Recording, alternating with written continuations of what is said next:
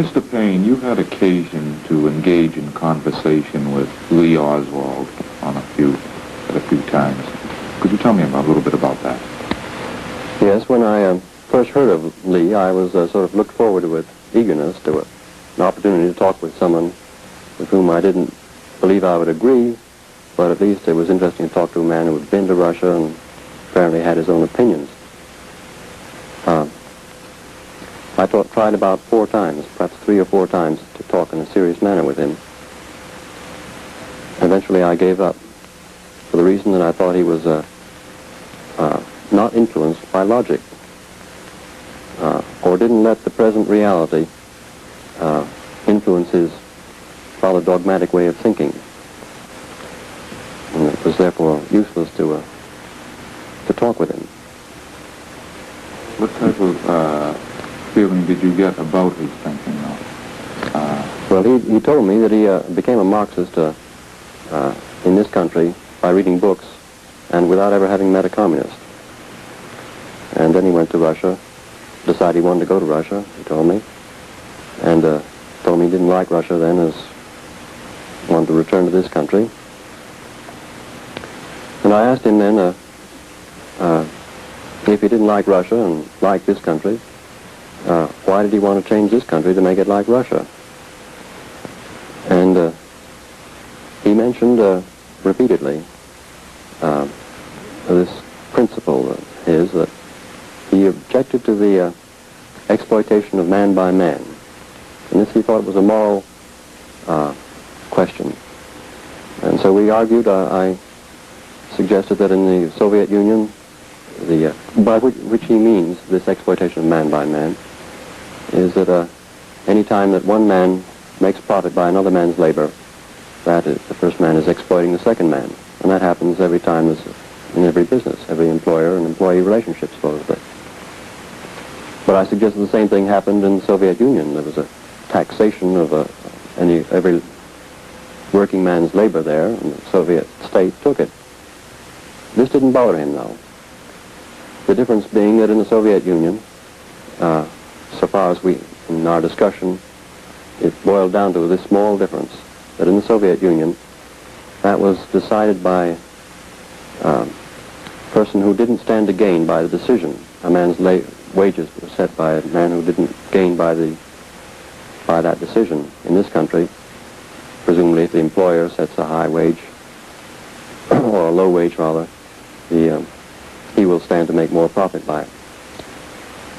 However, in this country, he would not then object to supposing there were 2 companies, one was run inefficiently, and he employed his employees, we'll say, at the minimum wage, and didn't make any profit.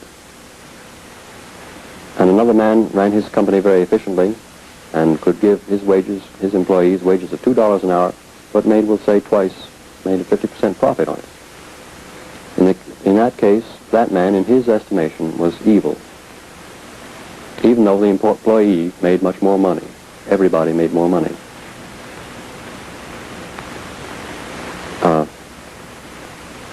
This, it seemed to me, when his total concern hinged upon a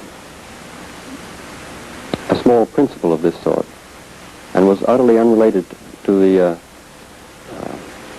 realities of how much the man made, or his standard of living, or his happiness, seemed to me both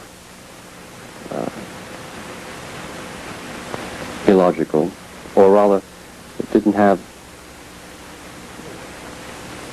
we could no longer talk on that subject. Did you feel at any time that this type of feeling were the reasons why he wasn't able to find work? Did you?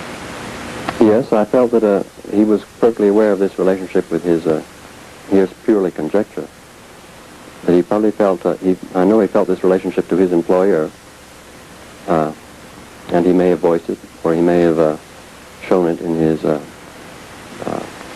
scorn, which is the way he approached most people, so they felt it. He was aware of it, even if he didn't speak of it to his employer. Did he wear his, let's say, Marxist views as a badge? Did he use them to gain attention at any time, or were they just there to be talked over? With me, he spoke very freely, and he complained that with other people he couldn't, they wouldn't talk about political subjects. He would talk about nothing else. Now I read in the papers that he didn't talk with anybody else, or didn't generally talk freely, so I couldn't answer that question. I would say he was the kind of person who likes to put himself in a position of belligerence. Mr. Paine, did Lee Oswald's political philosophy at any time indicate to you that he may have been capable of the crime he's accused of? I was very surprised. When I heard that a shot had been fired from the building in which I knew he worked, I thought of him immediately, but dismissed it because I didn't think it was that irrational. I don't see how this act of killing President Kennedy will help any cause that he professed or loved. Certainly, it doesn't help the Soviet Union in any way that I can see. Neither had he ever expressed any animosity to the president. He didn't he liked very few people, but he didn't, I expressed my appreciation of President Kennedy, and he didn't ever argue with me on that point. So it was a surprise to me how this happened. I think it's a lone wolf thing. It was, the opportunity presented itself to him, and he probably wanted to make a mark on society by suddenly occurred to him that he could.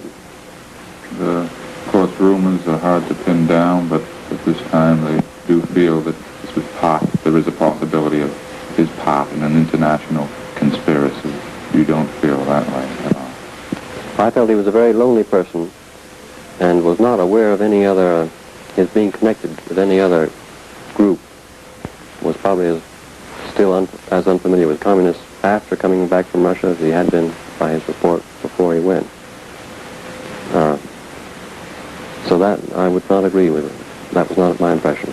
Did you ever have a chance to talk about Cuban communism or Castro communism? Did he ever express any thoughts on that? He did mention that, and it was unfamiliar to me, so I didn't take it up. He just happened to mention it briefly, and when it was brought to my attention, I did recall that he had said such a thing. But I don't believe even Castro, who might have the most reason for disliking Kennedy, can see where there's any gain to him by the death of Kennedy. So it looked to me like a stupid, irrational act